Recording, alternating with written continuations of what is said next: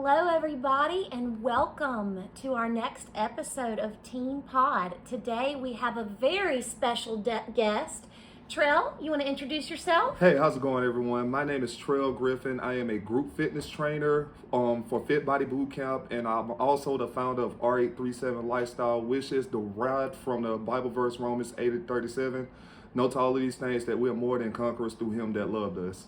So I'm looking forward to knowing you guys more, and let's get this thing started. Let's get this thing started. Oh, yeah. All right, so just to give a little bit of a backdrop, a little bit of a backstory, I started at Fit Body Bootcamp about 8 weeks ago. Oh, yeah. Trell has been a huge motivator already in my life.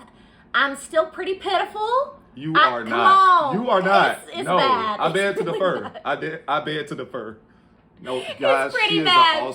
She is an awesome person. She really is. Well, I'm hanging in there, and I really do love it. It's now my new medicine that I Wow. call it. At the end Hey, of the day, that's a blessing. when I'm en route to pick up my baby from daycare after a long day at work as a school counselor, it completely changes my whole mood. Oh, yeah. Tension is released, and I just feel so much lighter when Oh, I yeah. leave there. Oh, yeah. And one thing I actually wanted to ask Trell about is at the end of his sessions, which are only 30 minutes, Right. so doable with the schedule, right? Oh, yeah, exactly. And Most that- definitely. I can always justify, like, it's 30 minutes. It's not an hour, because I'm such a giver, Right. and that I'm like, my baby can handle 30 more minutes for mama to get what she needs, Yeah, why not? So Trell shares at the end a prayer that I found out he created a couple of years ago. So Trell, that's my first question. Can you enlighten us on that prayer? Yeah, sure. All right. So believe it or not, once again, Romans 8:37 is one of my favorite Bible verses. One of many, by the way, may I add. Yeah. And I was taken back to a time where I went to this college convention. I was very inspired by this guy. His name was Marlon Williams. If you're watching this, dude, I appreciate you. He told us something. He was like, sometimes, look, you have to look in the mirror and just give yourselves affirmations. And like, just look, I am a great guy. I am a great woman. I'm a great guy. Yeah. I'm awesome. I'm going to impact someone's life. And he threw a small joke in there saying, look, I'm also good looking too. But let's just be honest, I break cameras. I'm kidding. But yeah, something that stood out to me was when I said, I am more than a conqueror. So it could have been prophetic when I said it. So I went in the Bible, I Googled, I was like, more than a conqueror. And Romans 8:7 popped up. So yeah. that was the verse I lived by, Romans 8:37. So it was like, you know what? I'm going to write Romans 8:37 on the mirror, and then put "you are destined for greatness." So that was the beginning of it all. Wow. So I want to say let's see, months, maybe years passed by, and I took the endeavor of training. It was a leap of faith. It really was a leap of faith because I lost my job working as an admissions rep at Remington College as well. Awesome people, by the way. I love everyone at Remington College. But yeah, awesome people. But yeah, so I took a leap of faith on the boot camp fitness by myself at first. And believe it or not, RH37 started from my backyard on my back porch. And I was telling a good friend of mine, I was like, if I was to open up a gym or a staple or anything of that nature, what would I name it? Me being the simple guy I am, the backyard, maybe? I was like, the backyard? I was like, no, that's too simple. Yeah. So I thought about Romans 8:37 again, that Romans 8:37. And I was like, you know what? I'm going to do something from Romans 8:37. So R837 came to mind. So after that, I just took it and ran with it. So I want to say months later, I was just sitting in my room making plans for the next workout regimen. And I was like, you know what? I got to end with some type of confession, like my church does. Shout out to Walk by Faith Christian Ministries, Bishop Dominique Grant. Awesome. And he always ended with the confession, may the Lord watch between me and thee while we're absent one from another, and may the Holy Spirit rest, do, and reside in us, etc. So I was like, you know what? I'm going to make this my own, and I'm going to do it unto the Lord. So that's where Listen up. This is where it is predestined that I am destined for greatness through trials, through pain, through storms, and through rain. God still reigns. So therefore, I am more than a conqueror came from. So I made it my business to say it at the end of every session I've done. And it's been going on for about 2 years now. It's incredible. Oh, yeah. Like, legit, after each line, the entire class repeats after him, and then we're just like, amen, amen. And we go about our way, and it connects us. Wow. It really connects. And that's one blessing. reason I think I love Fit Body so much, Wow. is because it's a community. It is. The You know? camaraderie is there. The camaraderie is there for sure. Wow. Oh, Well, yeah. thank you for breaking that down for us and for me. I appreciate Yes, ma'am. that. Yeah, to I God be the appreciate- glory. To I God know be the it. I glory. know it. And clearly, you're so approachable. I saw some of your posts as well on Facebook connected to Fit Body, Yeah. and some of your inspirational videos. Oh, man. Oh, man. I was on my way home from work and just listening, reel after reel, and Wow. it really just completely uplifted my spirit. Wow. Mm-hmm. Hey. So you've kind of leaned into that for about how long, where you post those inspirational? Whoa, RE37, that's RE37 Kingdom's Corner inspiration, by the way. Oh, man, it's been going on for as long as I remember. Yeah. It definitely started in the midst of me around the time when I started working for Remington College. That's when I started. Mm-hmm. And I was inspired by this great motivational speaker. You can hear the fire in my voice now because, Ooh. oh yeah. What I is was it? Tell me. I was inspired by Trent Shelton. Okay. Trent Shelton, great guy, guys. Look him up. He will set a fire under you, and he will. Oh man, I can relate from so many things. Like as far as personal growth, he is the guy to go to. Big shout out to Trent Shelton, by the way. Very Okay, inspirational. okay. So I started listening to him a lot and everything, and he lit a spark, and he inspired me to be a motivational speaker as well. Yeah. So it's crazy because, in a sense, I was almost emulating him, and that's where Kingdom's Corner Yeah. inspiration started. It was like so second nature. It was so Yeah, second nature. yeah. So it got to the point where I invested in a tripod. Believe it or not, I looked for apps on my phone where I could edit. Yeah. And all of that good stuff in between, and Right. boom, there it is. Boom, Like, yeah. I've never thought it would be something so inspirational. Never a day in my life. Now, I can say this, I have been slacking a little bit, but we're going to get back to it. It's We're all going to get good. back to It's it. all good. I don't even put myself down either. Like, podcasts too, it'd be awesome if I could push one out Oh, every yeah. single week. Tell me about But it. nobody can really, and you see some, they hadn't done one since April, but I still hold them up at such a high level because I appreciate it. And some Right. podcasts I listen to twice. Yeah, You I mean, know? they make a huge huge difference. They yeah, make a they really, truly difference. do. So first I want to hear your why. I know you're inspired by Trent Shelton, but why else? Why spend your energy doing these and pushing these little inspirational minute Ah, gotcha. videos? Yeah. Well, just being a bit transparent, at one point in time, I mean, I still do every now and then. I Yeah. struggle with depression, and Yeah. man, look, depression can hit, depression has no specific age group. It could be young, old, middle age. However, depression is real. Just remember that. Yeah. But yeah, I was going through it so bad, if I can be even more more transparent, Yeah. I've either had borderline suicidal thoughts. So Okay. Okay. I had to think about it. So I channeled that energy and started thinking. I was like, man, look, sometimes if I'm feeling like this, just imagine people may be going through something even worse. So why not channel what you have? Just give, Yeah.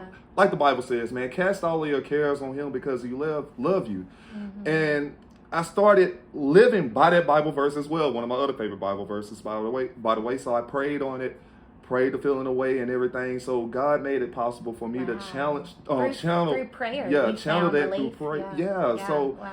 I am a huge believer in God sets you up on avenues to step you, to bring you into your purpose. So sometimes, man, look, you can't be a motivational speaker if you don't know why you're motivating for. I mean, you can't you can't speak against depression if you haven't been through depression before. I mean, you can't preach about mending a marriage if you haven't been married before. It's just to throw out a few things. Yeah, I agree. So I'm quite sure, man, God was dealing with me in that area of depression. So definitely. Well, I can certainly relate. And, I remember even in college, this was like 15 or, 12 years ago or so,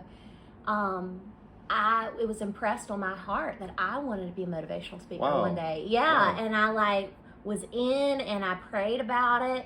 And then since then, some pretty hard things have happened in my life, some near-death experiences, some trauma. And now, though, I look back and I'm like, well, how in the world do you expect to be a motivational speaker if you hadn't been through it? So Exactly, you can yeah. teach people how to be an overcomer. Exactly. And you're not just, reading a textbook and talking about it. You've been there. You felt it. You felt it, right. And I, too, have been through depression. Man. I have been through it. And so I've gotten counseling. I take medicine. And it's honestly a journey. It really is. And, you don't think people, even like, I kind of see you also as very outgoing like me. You don't think that they deal with that kind of stuff. Exactly. It doesn't sometimes fit a mold of just a sad person in the corner crying all the time. Okay, you can be high functioning and just wear that mask still. Oh yeah, I actually lost a Mm-hmm. great friend due to that this year. Yeah, you know what? Yeah. I saw a little bit about that. Can you share? Yeah, great guy. He was a teammate of mine when I played semi-pro football. Okay. Very great guy, outgoing, always had a smile on his face. Wonderful teammate, very great guy. Yeah. And I was working a HBCU combine at South Alabama when I got the news. One of my coach, he reached out to me, and he and his wife were like on the phone. Like his wife his wife was bawling her eyes out, and I was like, "Hey, are you okay?" I used to call her mom. I'm like, "Mom, are you okay?" Yeah. And she was like, "No, it's Tremel." That was my friend's name. Tremel. Yeah. She was like, I was like, "Whoa, what's wrong?" And the first thing that came to mind, he used to love riding bikes. So the first thing that came to mind was, "Oh God, I hope he's okay. I hope he hadn't gotten into a bike accident." And she told me like he like committed suicide. And I was like, man, like, so I took a hit off of that one. Yeah. A bunch of us did, because Tremel was a very great guy. And that was within the last year? Yeah, this year, believe it or not. Was he your age or? He was a bit younger than me. A bit younger? Yes, so ma'am. like how old? I want to say Tremel was about 24, 25. Okay. Yeah, so he was pretty Wow, young. really Yes, ma'am. young. Oh yeah. Wow. Well, can you share a little bit about obviously his family and loved ones are kind of picking up the pieces now. Yeah, they are. Do you have any awareness of the why behind that? No, it just happened out the blue. Like, Yeah. it just goes to show you, going back to what we were saying, we can go around upbeat, happy, go lucky, but we just wear masks at the end of the day. So, Right.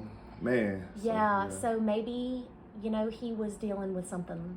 Most Maybe he was definitely. dealing something. And I do know, about suicide. It's so hard for the family, but just know it usually is not a selfish act. That's a myth. A lot of people think, oh, that's selfish. How could she do that? How could he do that? But sometimes when you get to that point mentally, it's essentially an escape. You can't imagine the torment mentally that people have, and that hopelessness. And so that's one thing that I look to share with people, either going through suicidal ideation or trying to help someone who's going through it. The best thing you can do is promote hope in their life, to help them get out of tunnel vision and to see the bigger picture, because Most definitely. the only constant thing in our life is change. Right. You're not going to be here forever. No. No, not at all. Not at all. So, yeah. So what's hard too is like when people get to that state, there's shame, and usually they self-isolate even more. And so then that puts them even more at risk, for not getting out of that dark place. Exactly. Yeah. Exactly. Wow. Well, I know you've shared, I highly recommend his videos, of just like taking care of your mental health. Most definitely. Most definitely. So, I guess I have one more question there, and then let's talk about your teenhood. Okay, got you, And how you got to where you've gotten as an overcomer. So, how do you cope? Like, what's the biggest way you cope and promote your mental health? All right. Well, in my teen years, right? Teenage years, or as of right now? I'm talking about right now, and then we'll okay, go back got to you. teen. All Yeah. right. So as of right now, the best way I do when I cope, I am a huge fitness fanatic. I love to work out. I am the type of guy that loves to push his body to the limit, and I'm what you call a mad scientist when it comes to me working out. Like, I'm always experimenting on the things that I can and cannot do. And if I'm with some of my one-on-one clients, or even at the camps at FitBody, I do things and determine on whether they could do this or not. And so Yeah. like, fitness is a huge outlet for me. Fitness is a huge outlet. Also, like, outside of fitness, I throw this small joke out. Like, outside of fitness, I really don't have a life, but but I also love to grill a lot too. So Yeah. that's another one of my outlets, and also just spending time with my siblings. So Mm-hmm. needless with to say, family. needless to say, I am fairly simple when it comes to outside of fitness. So if you're hitting a low and experiencing like a depressed mood, you just go to the gym? Yeah, Okay. yeah, most Okay. definitely. And then you feel a complete I feel 180 difference. 180 difference, and let alone seeing the fact that, not to toot my horn or anything, I mean, I'm quite known in the community when it comes Yeah. to fitness and stuff as well. So I run into a few people and everything, and Mhm. it's just uplifting talking to them. Yeah. And yeah, seriously, it's uplifting talking to them, and it gives me that drive to be an inspiration to them. And Yeah. like, no matter how much I am down, it's like, anytime I get the chance to either witness or minister or motivate someone, Come on. it sets it just sets the bar a little higher. It sets the mood higher. That purpose. Yeah, that purpose. Because It's like, that's man, the thing. It's not only exercise for you. Like, for you, it sounds like, and I see it, it's service. it is. You are Most serving, definitely. you are going, and this is a ministry. This is part of your life purpose. Most definitely. And so, like, even with research and studies, they show, exercise is literally one of the best things you can do to improve Most your mental definitely. health. Immediately. It doesn't take a long time. It's immediate. But another big thing is getting out of your own head, stepping outside of yourself, Man. making a difference beyond yourself, and living life with purpose, with meaning, having Right. conversations of meaning with Right. people. Right. And that's exactly what you do. So you got like a couple of things working for you at once, and then Oh yeah, it's most like definitely, super empowering. most definitely. And it's funny Yeah. that you said just pretty much staying focused, because another great friend of mine, I was at a low another time, and Yeah. she was telling me, dude, you have so much purpose in your life. Like, stop. Mm. What's the word? Stop dwelling on what's bringing you down. You have to stay. Yes. This is a nugget, by the way. You have to stay strong. You have to stay focused, and you have to stay out of your head, because the stronger you are, the more you are to the more unsusceptible is if that's a word. Yeah. You are to be held vulnerable against the darts that Satan's throwing at you. Yeah. Also, you have to stay focused, because there are a bunch of distractions that are here to knock you off of your path. And you also have to stay out of your head, because at most times you could be your own worst enemy. Seriously. So Very true. yeah, definitely hold on to that nugget right there. Yes. Oh, And yeah. you know what, though? You bring up one more thing, and that is an uplifting person in your life that's speaking truth Oh, yeah. into your life. And Oh, yeah. I will definitely say, like, I'm proud of my accomplishments and where I've come, like becoming a licensed counselor and having a great career. But, like, I know I would not be here without people in my life Most definitely. that believed in me when I did not believe in myself, when I was Most definitely. legit mentally weak.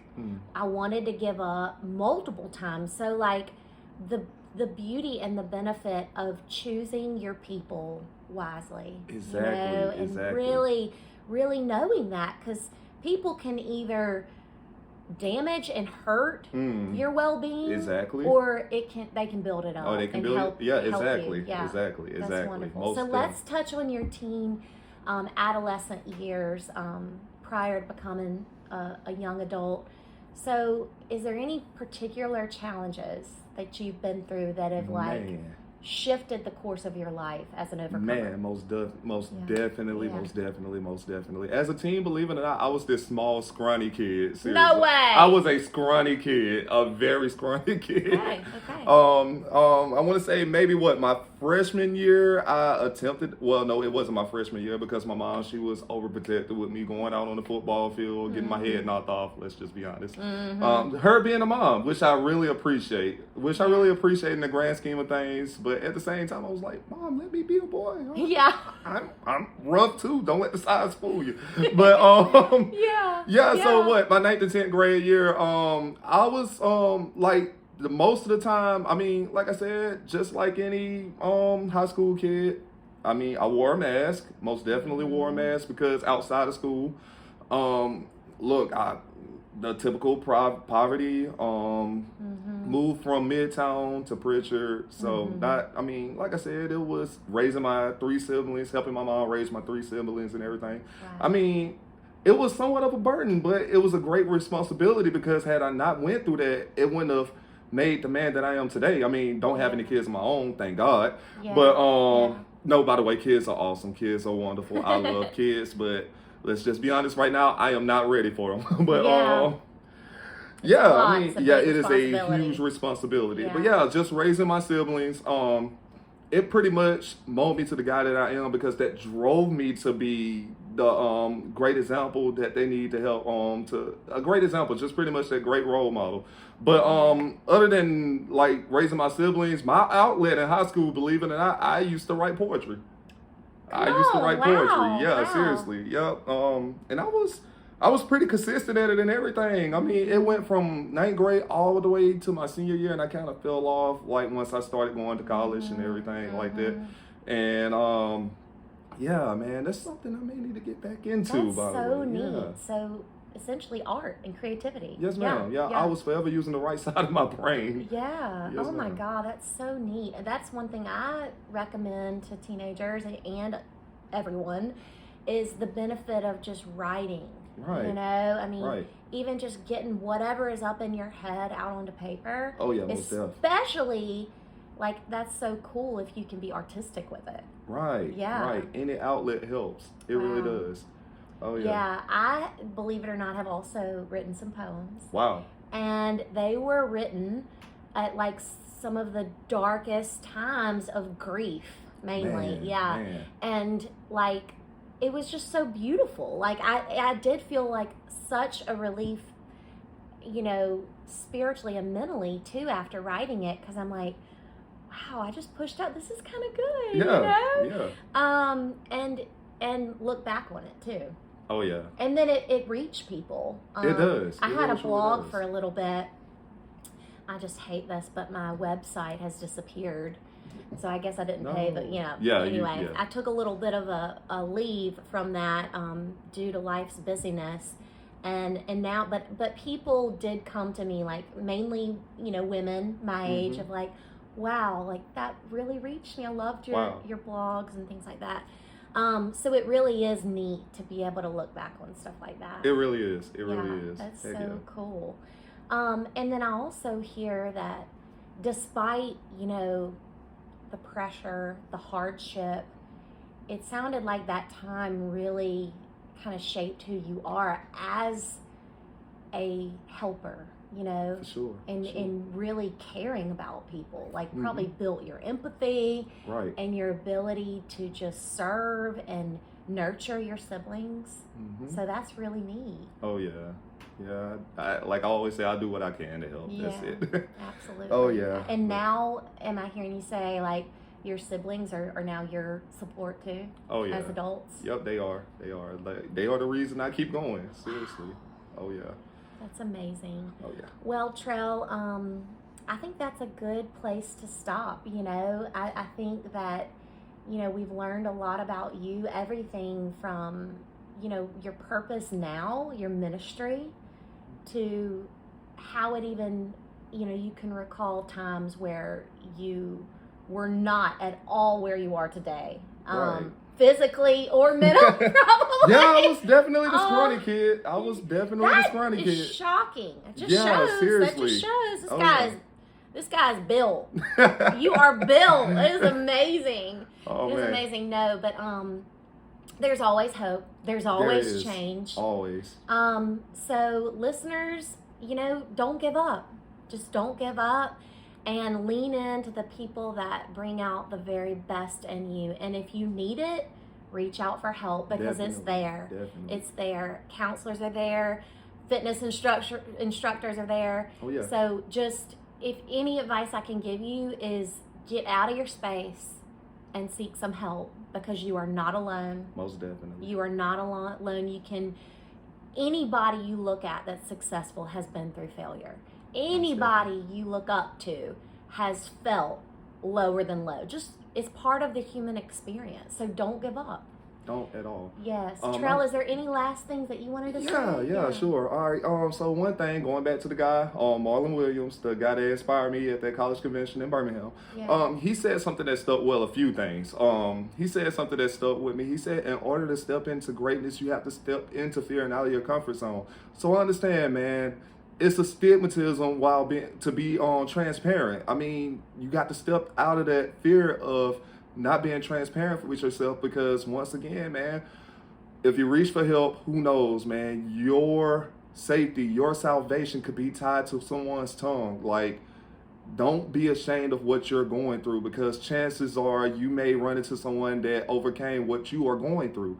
Once again, so also, like, even if you're in an area where you're trying to keep going, and no matter how hard you work, it just seems like you're back in square one, remember this acronym, REPOH, REPOH. It's repetition, easy, pleasure, often, and habit. So the more repetition, like the more you do it, the easier it becomes, and the easier it becomes, you find the pleasure in doing it. And once you find that pleasure into doing it, you find yourself doing it often, and after a while, it becomes habitual, which is where the habit comes from. So, ooh, I love it. Yeah, man. So like I said, be mindful of your habits. And yeah. that reminds me, too, of something I heard at a retreat. What starts as a discipline can evolve into a desire. Definitely. Yeah. Definitely. Yeah, I love definitely. that. Oh, my Oh, God. yeah. Wonderful. Well, Trell, from the bottom of my heart, thank you so much for man. showing up today, for It was getting a out of your pleasure comfort being zone. here. It is a pleasure being here, seriously. Oh, like, I man. enjoyed every second of it. Thank you so much. Most definitely. All right, guys, I think that's a wrap. Have a great day. And if you have a comment, please leave it letting us know. Have a great one. Bye. Peace.